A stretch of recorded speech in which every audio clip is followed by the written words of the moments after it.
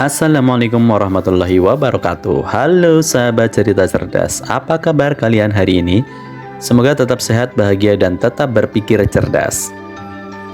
Hari ini kita akan membahasan mengenai wanita terkaya mantan hakim pengadilan. Seperti apa cerita cerdasnya? Simak terus video sampai selesai agar dapat tambahan informasi cerita cerdas hari ini. Sebelum lanjut, tak bosan saya ingatkan untuk klik like, subscribe, dan tulis komentar di bawah. Ya, sahabat, menjadi seorang yang kaya adalah idaman hampir semua orang. Namun, hanya sedikit orang yang sukses merajai daftar 50 orang terkaya Indonesia versi Forbes. Karena hartanya yang melonjak tinggi pada tahun ini adalah Kartini Mulyadi, sarjana hukum. Lahir pada tanggal 17 Mei tahun 1930. Seorang pebisnis dan pengacara korporat asal Indonesia yang juga pernah bekerja sebagai hakim dan notaris, Kartini adalah salah satu wanita terkaya di Indonesia. Bagaimana profil lengkapnya? Mari kita simak. Kartini lahir dengan nama asli Pauline Fanny Ko pada tanggal 17 Mei 1930 di Kabupaten Roma, Karanganyar. Sekarang kabupaten ini bernama Kabupaten Kebumen. Karesidenan Kedu. Orang tuanya adalah Budi Cahyono dan Marian Han.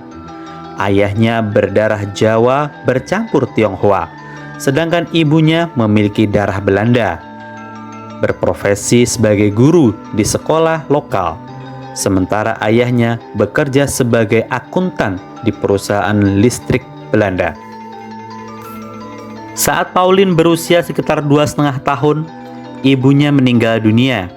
Ayahnya kemudian menikahi seorang wanita keturunan Tionghoa yang bekerja sebagai pedagang dan mengajari Kartini untuk bekerja secara industrial, terutama selama pendudukan Jepang di Hindia Belanda.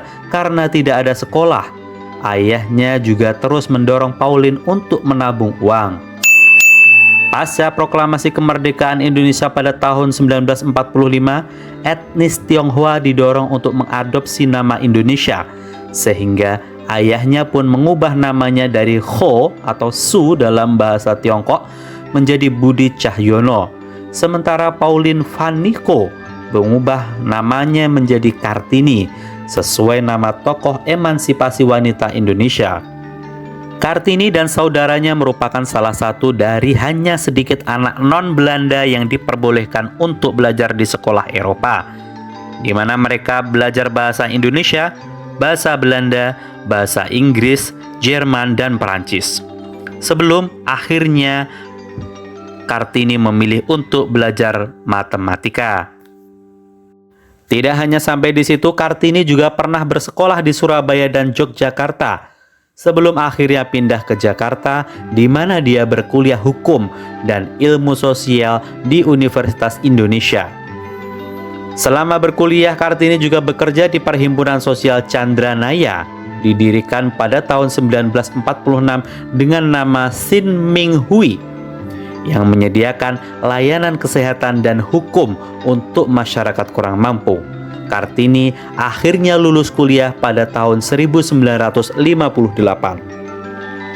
Setelah lulus kuliah pada tahun 1958, Kartini diangkat menjadi seorang hakim di Pengadilan Khusus Jakarta, di mana dia ditugaskan untuk menangani kasus kriminal, kasus perdata, dan juga kebangkrutan atau kepailitan.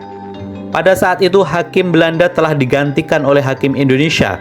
Kartini bekerja di pengadilan hingga tahun 1970 dan memiliki reputasi bersih dari korupsi.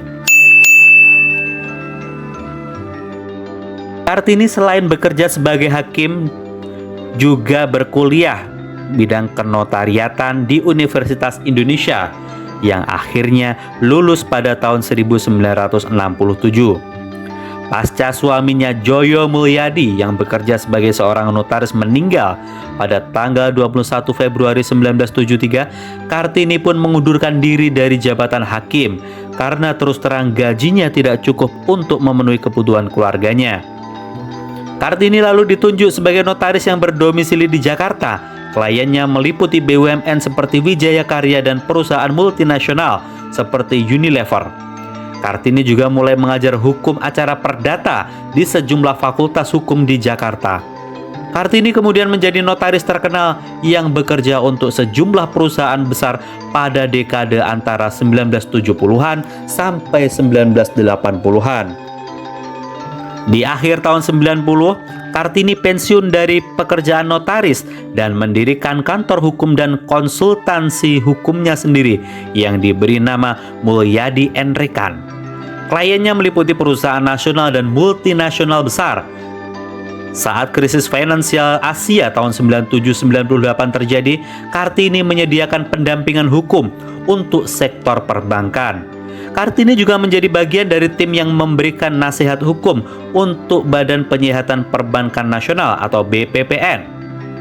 Kartini juga memberikan opini dan rekomendasi hukum untuk lembaga pemerintah dan pemegang saham dari bank yang insolvent.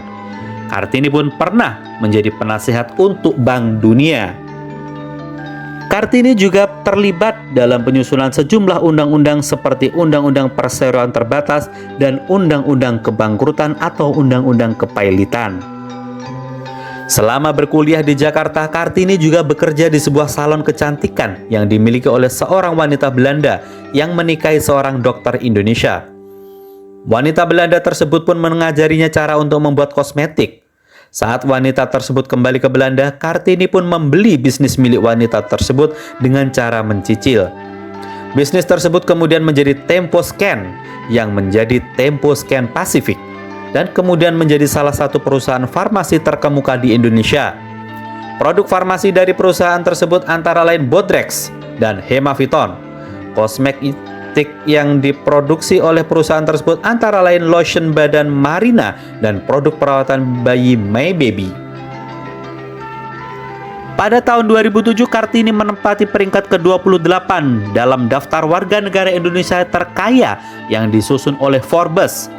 Dengan kekayaan sebesar 260 juta dolar, pada tahun 2008 Kartini menempati peringkat ke-32 dengan kekayaan bersih sebesar 130 juta US dollar. Pada tahun 2019, Kartini menempati peringkat ke-48 dalam daftar 50 warga negara Indonesia terkaya yang disusun oleh Forbes.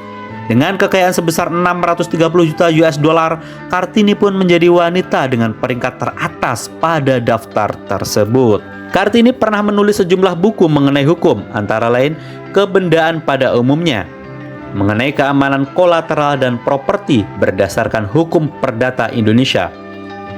Buku yang kedua berjudul Hak Tanggungan, berisi mengenai hukum hipotek di Indonesia. Lanjut, buku selanjutnya adalah Hak Atas Tanah, mengenai sertifikat dan kepemilikan atas tanah di Indonesia. Karya tulis selanjutnya adalah berjudul Kependudukan Berkuasa dan Milik dalam Sudut Pandang Kitab Undang Hukum Perdata, berisi mengenai hak properti dan kepemilikan berdasarkan hukum perdata Indonesia. Pada bulan Mei tahun 2017 bersamaan dengan hari ulang tahunnya yang ke-87, Kartini pun masih meluncurkan sebuah buku yang berjudul Batik Indonesia, Sepilihan Koleksi Batik Kartini Mulyadi. Ya, itu tadi guys, akhirnya kita sampai di ujung video. Karena itu tadi adalah cerita cerdas singkat mengenai wanita terkaya mantan hakim pengadilan Jakarta. Semoga cerita cerdas singkat tadi mampu memberikan tambahan informasi bermanfaat untuk kita semua. Mari berpikir cerdas, bekerja cerdas, dan simak terus channel Cerita Cerdas. Jangan lupa klik like, subscribe, dan tulis komentar di bawah jika kamu ada topik yang ingin dibahas di video Cerita Cerdas selanjutnya. Akhir kata, wassalamualaikum warahmatullahi wabarakatuh. Bye-bye.